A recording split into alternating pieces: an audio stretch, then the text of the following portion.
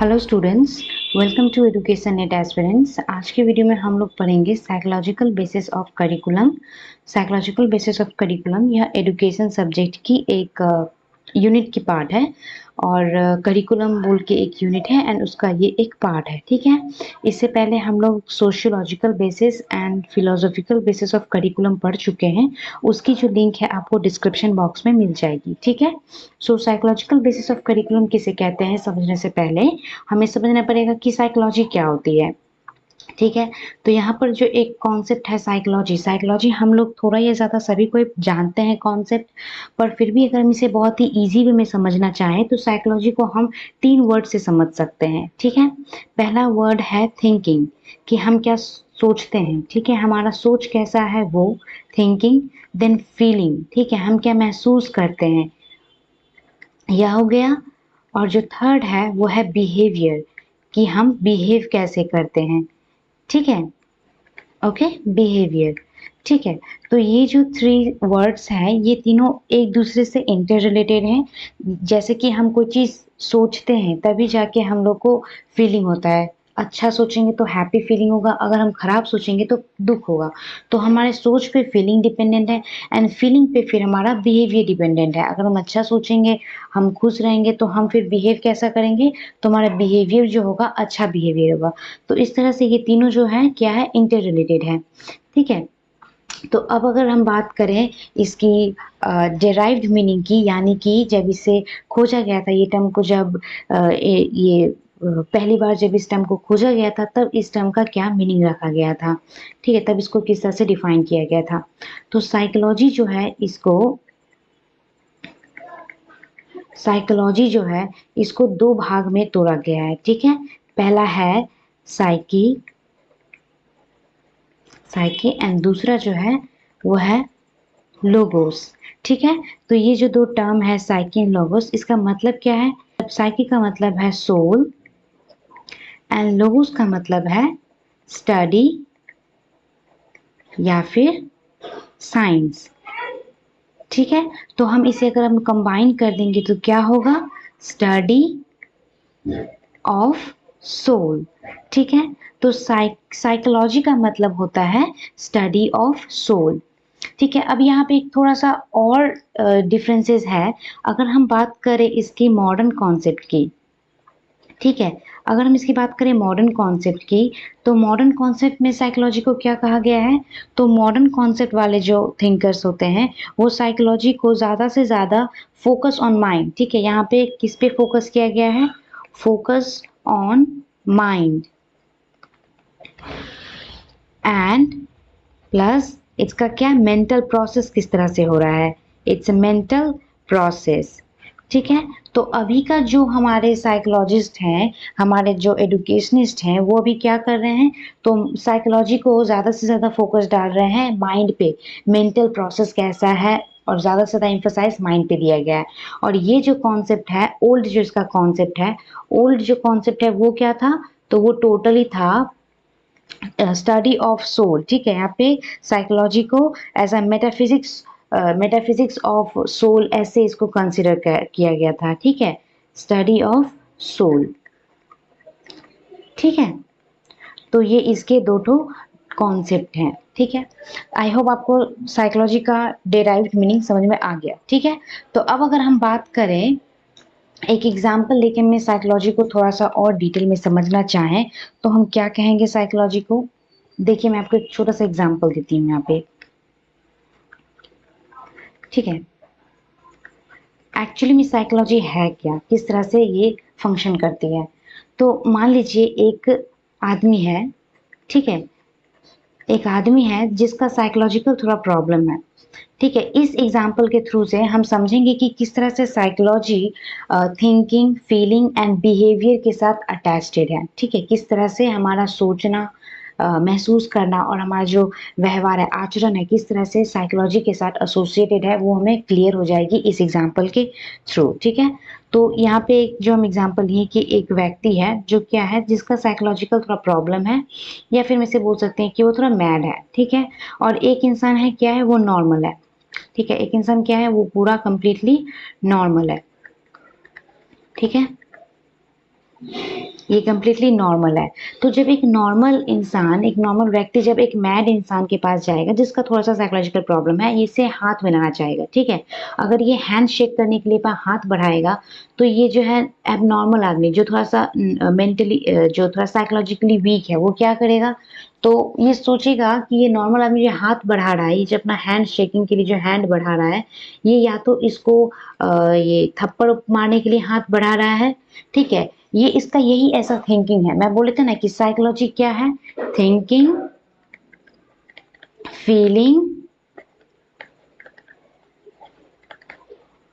And behaviour, ठीक है? तो ये सोचेगा कि ये इसको हाथ हाथ मिलाने के लिए नहीं बल्कि इसको थप्पड़ मारने के लिए हाथ बढ़ा रहा है। तो इसका रिएक्शन क्या होगा? ये जो इसने ऐसा ये थिंकिंग किया कि मारने के लिए हाथ मारने के लिए ये हाथ बढ़ा रहा है, इसको फीलिंग क्या होगा? तो ये क्या करेगा? डर जाएगा, ठीक है? डरने के बाद इसका बिहेवियर क्या होगा? तो ये क्या करेगा? वहाँ से एस्केप कर जाएगा, भाग जाएगा या फिर वो उसको वापस हिट करेगा, ठीक है? वो उसको हिट कर देगा, ठीक है? तो इस तरह से हम समझें कि जिसका थोड़ा साइकोलॉजिकल प्रॉब्लम है, उसका थिंकिंग में, फीलिंग में एंड देन बिहेवियर में उसका प्रॉब्लम होता है, ठीक है? आई होप इस एग्जांपल से आपको साइकोलॉजी का कॉन्सेप्ट समझ में आ गया, ठीक है? अब हम समझेंगे कि हम एजुकेशन में, जब हम शिक्षा में साइकोलॉजी को क्यों इतना इम्पोर्टेंस देते हैं करिकुलम डेवलपमेंट के वक्त, ठीक है? तो हम लोग क्या क्यों देते हैं साइकोलॉजी को इम्पोर्टेंस? देखिए साइकोलॉजी जो है, इसको हम लोग करिकुलम डेवलपमेंट में बहुत ही ज़्यादा इम्पोर्टेंस इसलिए देते हैं क्योंकि लर्निंग जो एक प्रोसेस जो है, लर्निंग ये क्या है? लर्निंग एक मेंटल प्रोसेस है, ठीक है? मेंटल प्रोसेस है जिससे हमारा थिंकिंग बनती है, हमारे बिहेवियर में चेंजेस आते हैं, ठीक है? बिहेवियर हमारा नया डेवलप होता है या फिर मॉडिफिकेशन होती है, नई बिहेवियर हम लोग सीखते हैं। तो आप यहाँ पे देख सकते हैं ये टर्म्स थिंकिंग, बिहेवियर एंड ये मेंटल किस तरह से अभी हमने साइकोलॉजी के साथ इन सभी टर्म को रिलेट किए थे। तो जब हम लर्निंग करने जाएंगे तो बच्चों का थिंकिंग प्रोसेस कैसा है, ठीक है? उनका बिहेवियर हमें कौन सा बिहेवियर पे हमें काम करना है, तो हमें ये सब चीज़ जानना बहुत ही ज़्यादा ज़रूरी होती है। एंड ये सब चीज़ हम जान के और उसके अकॉर्डिंगली हम उन्हें किस तरह से स्टडी करवाएँगे, किस तरह से हम लर्निंग करवाएँगे, यही तो काम है ना साइकोलॉजी का। क्योंकि अभी हमने पढ़ा था कि साइकोलॉजी डील करती है थिंकिंग, फीलिंग एंड बिहेवियर के साथ। तो जब हम लर्नर का थिंकिंग, फीलिंग एंड बिहेवियर को स्टडी कर लेंगे, तो हम उसके अकॉर्डिंग ही तो स्टडी मटेरियल तैयार करेंगे। यही यही रीज़न है कि हम कि क्यों साइकोलॉजी को इतना इम्पोर्टेंस देते हैं करिकुलम डेवलपमेंट में या स्टडी में, ठीक है? तो चलिए अब हम समझते हैं इसके साइकोलॉजिकल बेसिस ऑफ करिकुलम के कितने बेसिस हैं, ठीक है? कितने थ्योरीज इसके अंदर आते हैं, ठीक है? सो पहला जो है वो है मैं यहाँ पे चार्ट कर देती हूँ, इससे बहुत आसानी से याद रहेगी, ठीक है? Psychological basis of curriculum, okay? So मैं इसे थोड़ा राउंड कर देती हूँ, सॉरी, ओके। सो पहला जो है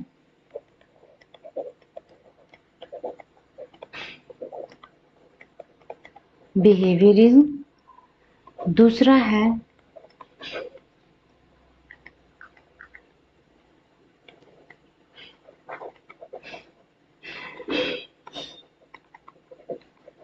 कॉग्निटिज्म एंड जो थर्ड है वो है ह्यूमैनिटिज्म, ठीक है? तो ये ह्यूमैनिटिज्म, ठीक है? तो ये इसके तीन इसके करिकुलम के तीन जो है थ्योरी हम बोल सकते हैं जो साइकोलॉजिकल बेसिस ऑफ करिकुलम के अंदर आता है, ठीक है? सो वन बाय वन हम इसे बहुत ही अच्छी तरह से ब्रीफली समझेंगे, ठीक है? तो बिहेवियरिज्म क्या है? पहला जो है बिहेवियरिज्म, बिहेवियरिज्म। ठीक है, बिहेवियरिज्म क्या है? तो यहाँ पे देख सकते हैं आप, नाम से ही पता चलता है कि बिहेवियरिज्म जो है वो किस चीज के साथ डील करती है कि इंसान किस तरह से सोचता है, थिंकिंग, एक्टिंग, टॉकिंग और जितने भी हैं, ठीक है, इटीसी, हम जो भी आचरण करते हैं, हमारा जो भी बिहेवियर होता है, सभी क्या आता है, बिहेवियरिज्म के अंदर आता है।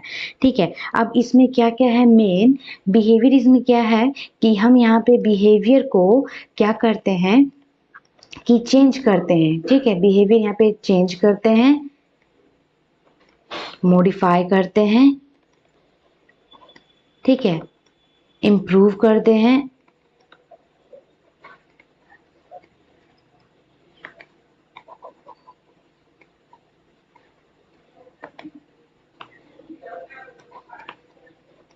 इम्प्रूव करते हैं। और किस तरह से? तो हम यहाँ पे प्रॉपर कंडीशनिंग, ठीक है, कंडीशनिंग प्रोसेस के थ्रू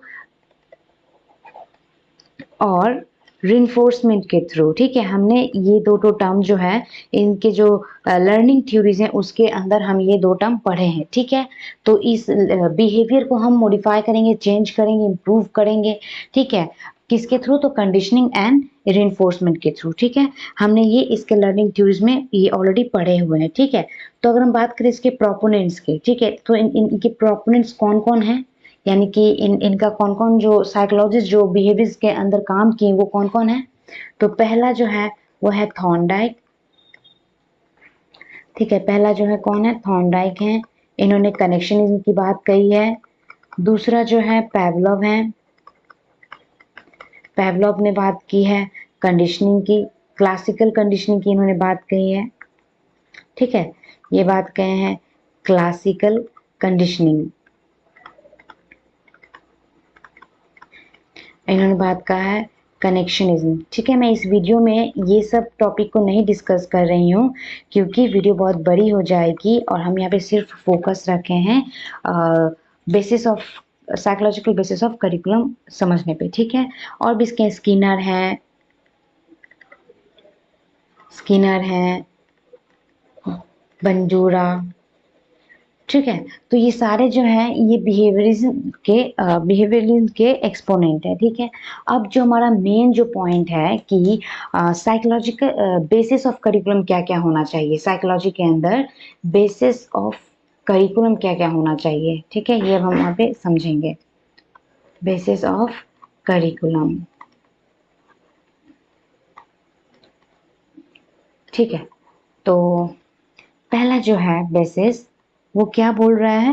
पहला है practice improve learning and retention. ठीक है, प्रैक्टिस, प्रैक्टिस पे यहाँ पे फोकस करने को बोला है। ठीक है, जब हम कोई लर्निंग कराते हैं तो उसे हमें समय समय पे प्रैक्टिस करना पड़ता है ताकि वो हमारे रिटेंशन ज़्यादा समय तक हमें वो याद रह पाए। ठीक है, प्रैक्टिस करने को बोल रहा है। नेक्स्ट जो क्या बोला है यहाँ पे, लर्निंग थ्रू इमिटेशन, इमिटेशन। ठीक है, यानी ये बंडूरा का कॉन्सेप्ट है। ठीक है, learning through imitation. And third, यानी कि यहाँ पे हम क्या करते हैं कि हम दूसरों को देख के, बच्चे, छोटे बच्चे क्या करते हैं, दूसरों को देख के उसके बाद उन्हें कॉपी करने की कोशिश करते हैं। जैसे कि मदर देखते हैं, बच्चे लोग जो छोटा बच्चा होता है देखते हैं अपने मम्मी को खाना बनाते हुए, तो वो भी छोटे छोटे यूटेंसिल्स खरीद के वो भी खाना बनाते हैं। तो ये एक लर्निंग स्टाइल है, ठीक है, जो बंडूरा ने दिया था। ठीक है, तो लर्निंग थ्रू इमिटेशन हुआ। देन है स्टेप बाय स्टेप प्रोसेस। ठीक है, स्टेप बाय स्टेप प्रोसेस करके लर्निंग करने को बोल रहे हैं। ठीक है, यानी कि एक एक स्टेप हो गया, देन दूसरे स्टेप पे, देन थर्ड स्टेप पे, ऐसे करके स्टेप बाय स्टेप करने से क्या होता है, लर्निंग स्ट्रक्चर वे में होता है। ठीक है, नेक्स्ट जो है बोला है रीइंफोर्समेंट। ठीक है, रीइंफोर्समेंट यानी कि हम जब रिइंफोर्समेंट यानी कि अगर कोई बच्चा कोई अच्छा काम करता है, ठीक है, एक बच्चा कोई अगर अच्छा काम करता है तो उसको क्या मिलना चाहिए, उसको रिवार्ड मिलना चाहिए, ठीक है। वो कुछ भी हो सकता है, कैंडी हो या कुछ भी उसके मनपसंद का चीज़ हो। तो ऐसे करने से क्या होता है कि उसका लर्निंग जो है ना वो ज़्यादा दिन तक रह पाता है। मतलब उसको तो अच्छा लगता है ना, कि कोई भी बच्चे को अच्छा लगेगा कि उसे गिफ्ट मिलेगा, तो वो वैसा वाला बिहेवियर बार-बार करना चाहेगा, ठीक है। तो रिइंफोर्समेंट का क्या है, रिवार्ड एंड पनिशमेंट, ठीक है। तो इसे इस तरह से रिवार्ड मिलके अगर पढ़ाई हो तो वो लर्निंग बहुत दिन तक रहती है, ठीक है। फिफ्थ नंबर में है लर्निंग कैसा होना चाहिए। यहाँ पे बोला है कि लर्नर जो है उसको रेडी होना चाहिए, ठीक है। लर्नर जो है उसको रेडी होना चाहिए, learners readiness, learners readiness to learn, ठीक है। तभी जाके लर्निंग है वो यूजफुल होगी, पर्पसफुल होगी, प्लस वो ज़्यादा दिन तक टिक पाए, ठीक है। तो ये यहाँ पे पांच ठो बहुत ही डिटेल में मैं आपको समझा दिए बेसिस ऑफ करिकुलम क्या क्या होना चाहिए, ठीक है। ये बिहेवियर के अंदर, ठीक है। अब जो हमारा नेक्स्ट पॉइंट था वो था कॉग्निटिव, ठीक है। तो कॉग्निटिव के अंदर क्या क्या होना चाहिए, नेक्स्ट है cognitive, cognitive basis of learning, not basis, cognitive theory, ठीक है। तो इसके अंदर क्या क्या है, कॉग्निटिव का क्या मतलब है यहाँ पे, देखिए कॉग्निटिव का मतलब ये बिहेवियर से थोड़ा सा हटके है, ठीक है। बिहेवियर जहाँ पे फोकस करते हैं बिहेवियर मॉडिफिकेशन पे, बिहेवियर इंप्रूवमेंट पे, यहाँ पे कॉग्निटिव वाले बोलते हैं कि लर्निंग जो है ना ये टोटली डिपेंड करता है हमारा थिंकिंग प्रोसेस पे, ठीक है।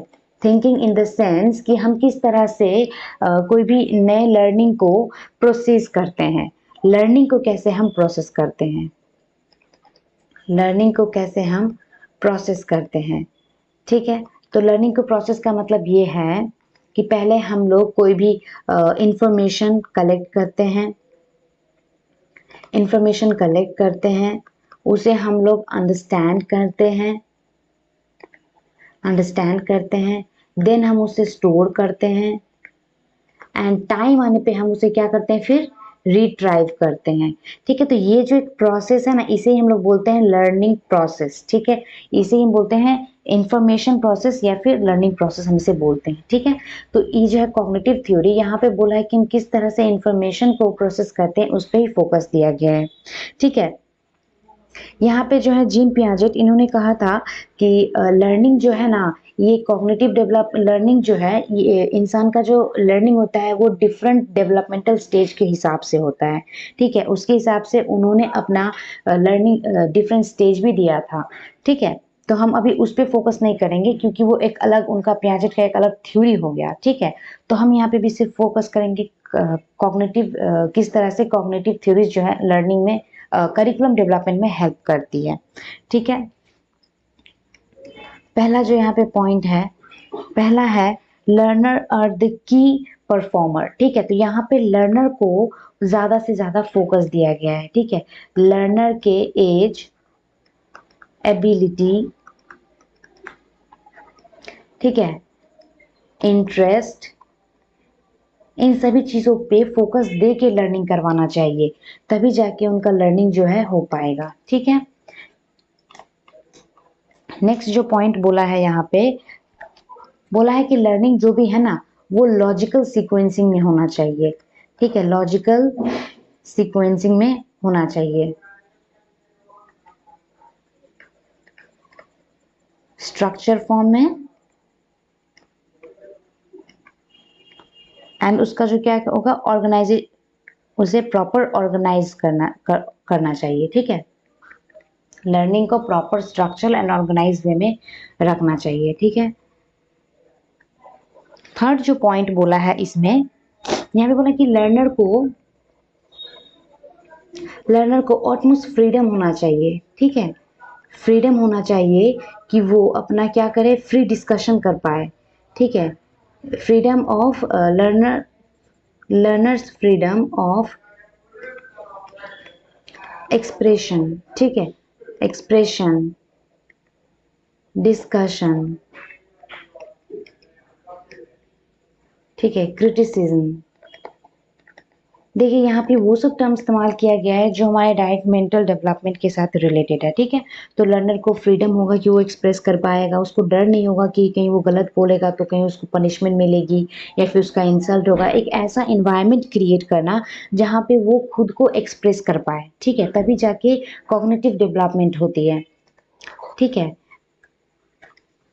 डिस्कवरी लर्निंग की भी कॉन्सेप्ट इसी थ्योरी के अंदर आती है। डिस्कवरी लर्निंग में क्या होता है कि एक प्रॉब्लमेटिक सिचुएशन डाल दिया जाता है।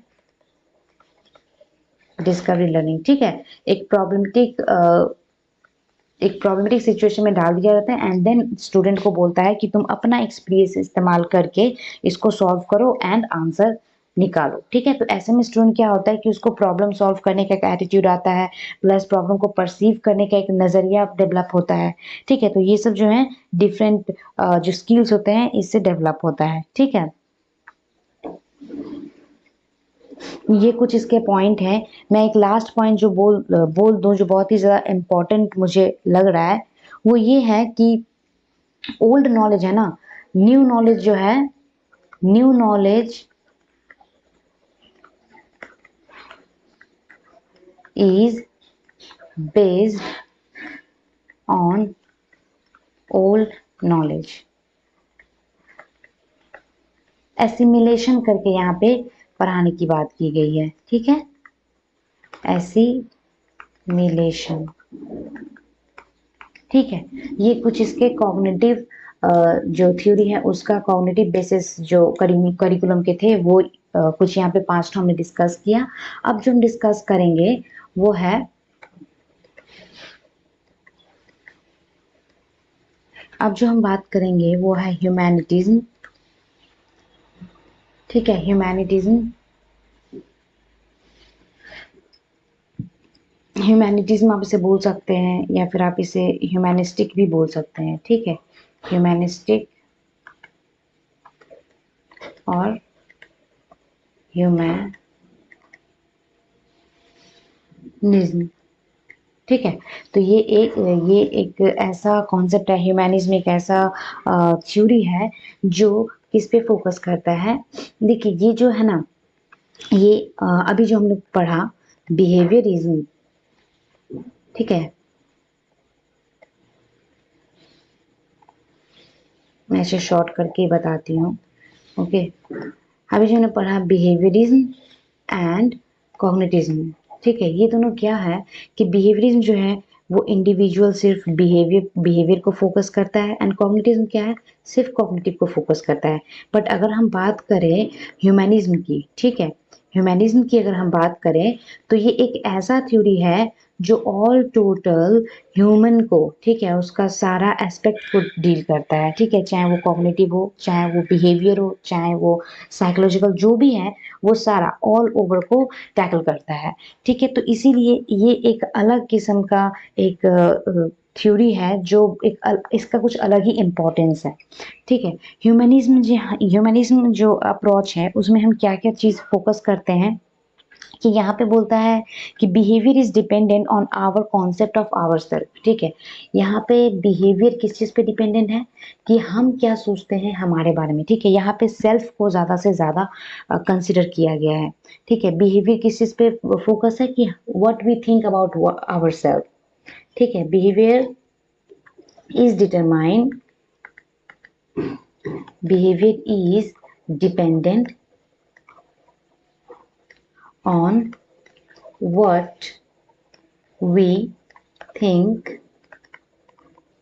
of ourselves, ठीक है। यहाँ पे हम आवर सेल्फ का जो कॉन्सेप्ट है कि हम क्या सोच रहे हैं, ठीक है, ये बहुत ज़्यादा इम्पोर्टेंस है। यहाँ पे सेल्फ को बहुत ही ज़्यादा महत्व दिया गया है, ठीक है। ये एक ऐसा थ्योरी है जो ह्यूमन के डेवलपमेंट के लिए काम करती है, ना कि उसके एक एस्पेक्ट पे। जैसे कि बिहेवियरिज्म जो है ये डील करती है, सिर्फ बिहेवियर पे फोकस करती है, और ये क्या है, कॉग्निटिव पे। और ह्यूमनिज्म जो है, ह्यूमनिज्म क्या डील करती है, ये डील करती है ऑल ओवर ह्यूमन डेवलपमेंट की, ठीक है। तो अगर हम बात करें इसकी करिकुलम की, तो करिकुलम इसका कहना कैसा होना चाहिए,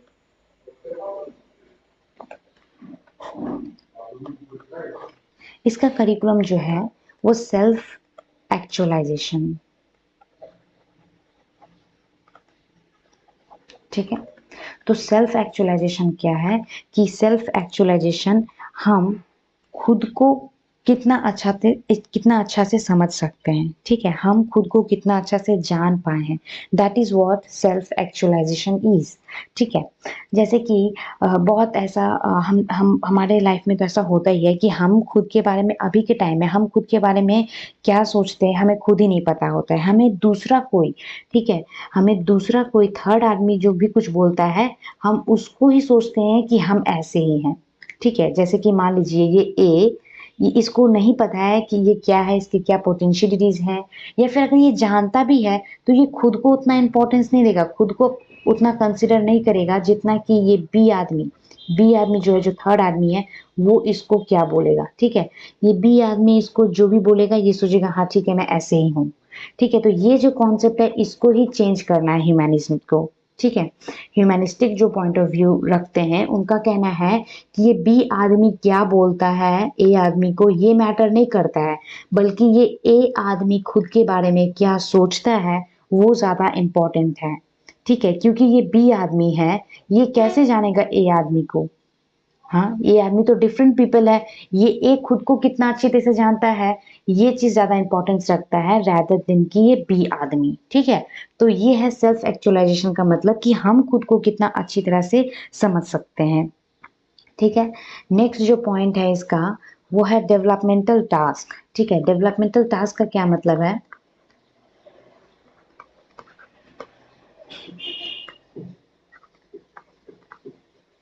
ठीक है, डेवलपमेंटल टास्क का क्या मतलब है। डेवलपमेंटल टास्क का मतलब ये है कि हम अगर कोई काम करते हैं, ठीक है, हम अगर कोई वर्क करते हैं तो हम उस वर्क के थ्रू कैसा हमें फीलिंग मिलता है। ठीक है, अगर हमें सेंस ऑफ हैप्पीनेस होता है कोई काम करने के बाद, तो हमें बहुत एक खुद को एक संतुष्टि महसूस होती है। ठीक है, तो ऐसा ही काम होना चाहिए जिससे हमें खुद को हैप्पीनेस महसूस हो, सेटिस्फाइड रहे हम अपने काम से।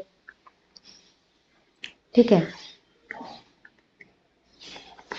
सेटिस्फाइड रहे हम अपने काम से, प्लस हमें एक फीलिंग ऑफ अचीवमेंट, ठीक है, एक अचीवमेंट का एक जो है फीलिंग वो हमें मिले। ठीक है, तो ये जो है कुछ कॉन्सेप्ट्स कि हम कोई काम करने के बाद में कितना हैप्पीनेस मिलता है, कितना सेटिस्फाइड होता है, कितना अचीवमेंट हमें होता है। तो ये जो है डेवलपमेंटल टास्क है, ये भी एक तरह का हमें एक छोटा छोटा ब्लॉक है जो हमारे अंदर सेल्फ कॉन्फिडेंस डेवलप करता है। और यही काम है ह्यूमैनिस्टिक जो थ्योरी है उसका, यही काम है कि इंडिविजुअल का खुद का सेल्फ कॉन्सेप्ट डेवलप हो, उसका खुद का कॉन्सेप्ट हो, वो खुद को जाने, ताकि कोई थर्ड आदमी आके उसके ऊपर कोई अगर अपना कॉन्सेप्ट डाले तो वो उसको इफेक्ट ना हो। ठीक है, बेसिकली ये आज के टाइम में जो जितने भी साइकोलॉजिकल प्रॉब्लम्स होते हैं काउंसलिंग करने के वक्त, काउंसलिंग में जो है ना ये चीज का इस्तेमाल किया जाता है। ठीक है, गाइडेंस के वक्त। ठीक है, तो ये सब जो कॉन्सेप्ट हैं ये एक ट्रीटमेंट की तरह इस्तेमाल होता है साइकोलॉजिकल प्रॉब्लम ठीक करने में। ठीक है, तो इसके अंदर कौन कौन से इसके एक्सपोनेंट हैं। ठीक है, सो एक्सपोनेंट जो हैं, हम एक्सपोनेंट की बात कर लेंगे तो एक है इब्राहिम मैस्लो। इब्राहिम मैस्लो, ठीक है, ये बहुत ही हम सभी जानते हैं इन्होंने क्या दिया था, तो नीड थ्योरी दिया था। ठीक है, कि इंडिविजुअल का जब कोई बेसिक नीड फुलफिल हो जाता है तब वो more difficult and more upper need जो बेसिक ना जो दूसरे नीड की तरफ वो बढ़ते जाते हैं। ठीक है, दूसरा जो कहते हैं इनका एक इस तरह से हायरार्की था। ठीक है, ठीक है, दूसरा जो है, दूसरा कौन से है तो वो है कार्ल रॉजर। ठीक है, कार्ल रॉजर जो है इन्होंने कॉन्सेप्ट दिया था सेल्फ सेल्फ का कॉन्सेप्ट दिया था। ठीक है, सेल्फ एक्चुअलाइजेशन का। ठीक है, इन्होंने भी बस वही बात कहा था कि किस तरह से हमें खुद को समझना है, खुद के साथ हमें किस तरह से एडजस्ट करना है। ठीक है, तो ये इनका दो एक्सपोनेंट हैं। और मैंने यहाँ पे बिहेवियरिज्म के एक्सपोनेंट का नाम नहीं बताया। ओके, सो मैं अभी आपको वो बता देती हूँ। ये है बिहेवियरिज्म। तो बिहेवियरिज्म के अंदर कौन कौन आते हैं।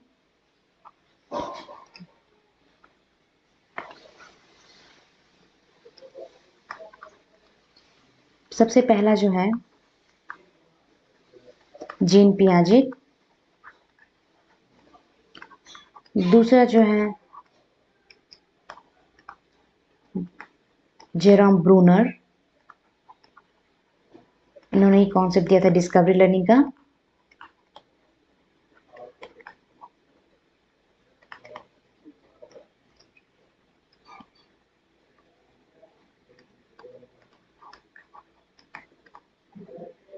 आसुबल, ठीक है।